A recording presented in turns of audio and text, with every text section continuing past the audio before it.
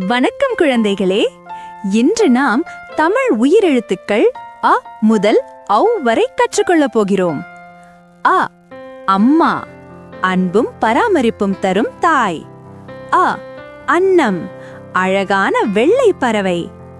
ஆ ஆடு, புல் தின்னும் மிருகம். ஆ ஆமை, மெதுவாக நடக்கும் விலங்கு.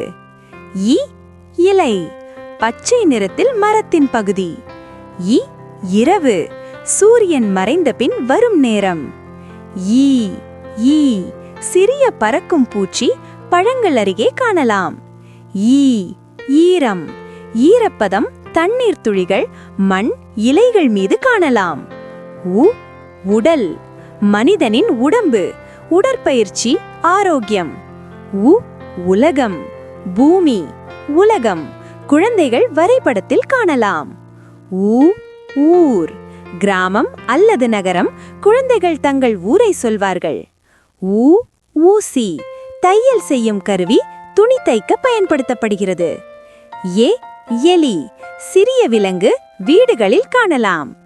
ஏ எண், 1, 2, 3 போன்ற எண்கள் பள்ளியில் கற்றுக்கொள்கிறார்கள். ஏ ஏணி, ஏற உதவும் கருவி, வீட்டில் வேலைகளில் பயன்படுத்தப்படுகிறது. ஏ ஏரி, தண்ணீர் நிறைந்த இடம், கிராமங்களில் காணலாம். ஐ 5, எண் 5, குழந்தைகள் எண்ணிக்கையில் பயன்படுத்துகிறார்கள். ஐ ஐஸ், பனிக்கட்டி, குளிர்பானங்களில் பயன்படுத்தப்படுகிறது. ஓ ஒட்டகம், பாலைவனத்தில் வாழும் விலங்கு, கதைகளில் படங்களில் காணலாம். ஓ ஒலி, வெளிச்சம், சூரியன் விளக்கு தரும். ஓ ஓடம், படகு, ஆறுகளில் கடலில் பயணம். ஓ ஓநாய், காட்டில் வாழும் விலங்கு, கதைகளில் வரும். ஔ ஔடதம், மருந்து, நோய்க்கு மருத்துவர் தருவார்.